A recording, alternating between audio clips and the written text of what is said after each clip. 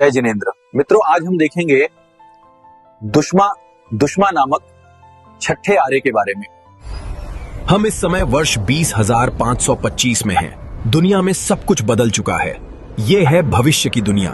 Technology इतनी हावी हो चुकी है कि लोगों ने धर्म आराधना को भुला दिया है। चारों ओर सिर्फ पैसों की अंधी भागदौड़ है। पैसे के बिना कुछ नहीं। पाप और हिंसा अपने चरम पर है। छठा आरा प्रारंभ हो चुका है। चारों ओर त्राहिमाम मच गया है। ऊपर से आग बरस रही है। नीचे बाढ़ आ गई। महाप्रलय आ गया। हमें बचाओ। इस छठे आरे में सब कुछ समाप्त हो जाएगा। कुछ गिने चुने लोग ही बचेंगे। बचे हुए लोगों को भरत क्षेत्र के अधिपति देव उठाकर वैताढ़्य पर्वत ले जाएंगे। बचाओ! कोई है? हमें यहाँ से निकालो। ये महाप्रलय है। ये कैसी जगह है? हमें यहाँ क्यों लाए? कोई है? वैताढ़्य पर्वत, जिसे विजयार्ध पर्वत के नाम से भी जाना जाता है, उस पर्वत के दक्षिणी व उत्तरी भाग पर जो गंगा और सिंधु महानदियां हैं, उनके किनारों पर बने हुए कुल 72 गुफा जैसे बिल है। इन 72 बिलों में से 63 में मनुष्य, 6 बिलों में स्थलचर पशु एवं 3 बिलों में खेचर पक्षी रख देते हैं। अब इन्हीं मनुष्यों और पशुओं की नई पीढ़ी जन्म लेगी। इनसे पैदा होने वाली पीढ़ी की लंबाई 1 हाथ जितनी और अधिकतम आयु 20 वर्ष होगी। इस छठे आरे के दुश्मा काल में ऐसे बौने ही पैदा होंगे। इन बौनों के शरीर में मात्र 8 पसलियां होंगी। छठे आरे में जन्म लेने वाले यह लोग दीनहीन, क्रोधी, कामी, क्रूर, अंधे काने, गूंगे, कुबड़े, कुरूप और दुर्गंधित देह वाले होंगे। जिस प्रकार से निगोद में अनंत जीव एक साथ रहते हैं, उसी प्रकार से यह मनुष्य और पशु भी अत्यंत पीड़ा भोगते हुए इन गुफाओं जैसे बिल में रहेंगे। यह है पाप कर्मों का उदय।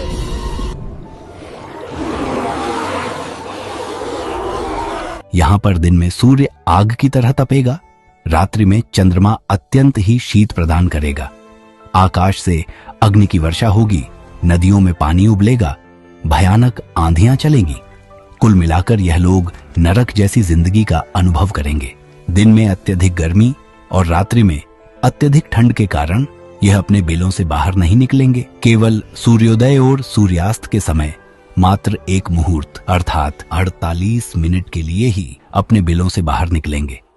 बिलों से निकलते ही यह नदियों की ओर दौड़ेंगे। नदियों से मछली और कछुओं को पकड़कर उन्हें रेत में दबाकर छोड़ देंगे। भयंकर गर्मी और शीत से वह मछलियां और कछुए पक जाएंगे। तब यह लोग बिलों से निकलकर रात्रि की शीत से पके जलचर जीवों को प्रातः और दिन में सूर्य की गर्मी से पके जीवों को संध्या में रेत से निकालकर खाएंगे।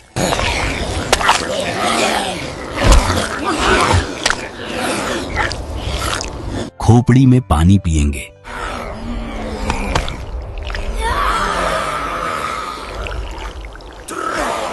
खाने पीने के बाद यह आपस में लड़ाई झगड़े और मारपीट करेंगे।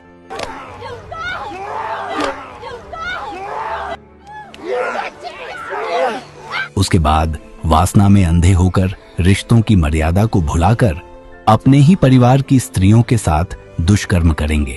शास्त्रों में कहा गया है कि इस छठे आरे में मात्र 6 वर्ष की नारी एक कुतिया और स्वर्णी की भांति एक साथ बहुत सारे बच्चे पैदा करेगी। जीते जी नरक जैसी वेदना भोगकर जब इनकी आयु पूर्ण हो जाएगी, तब भी यह मरकर पुनः नरक अथवा तिर्यंच गति में ही जाएंगे।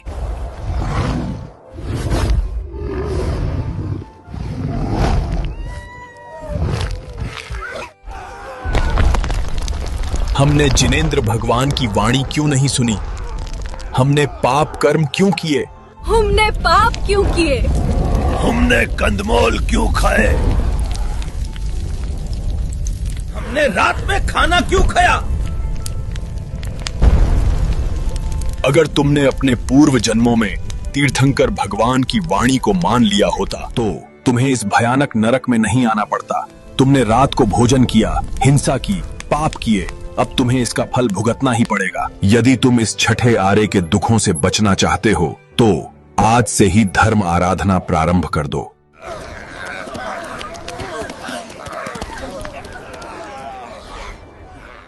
मित्रों, छठे काल की इस भयंकर वेदना से बचने के लिए हमें अधिक से अधिक धर्म आराधना एवं श्री जिनेंद्र भगवान के बताए हुए मार्ग पर चलना होगा। सभी प्रकार के पापों से दूर रहना होगा। इस वीडियो में अभी हमने 21,000 वर्षों तक चलने वाले अवसर्पिणी काल के छठे आर्य का विवरण देखा है।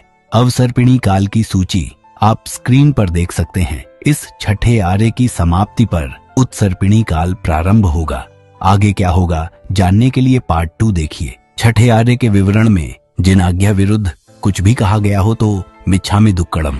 जिन शासन की जय जयकार। धन्यवाद।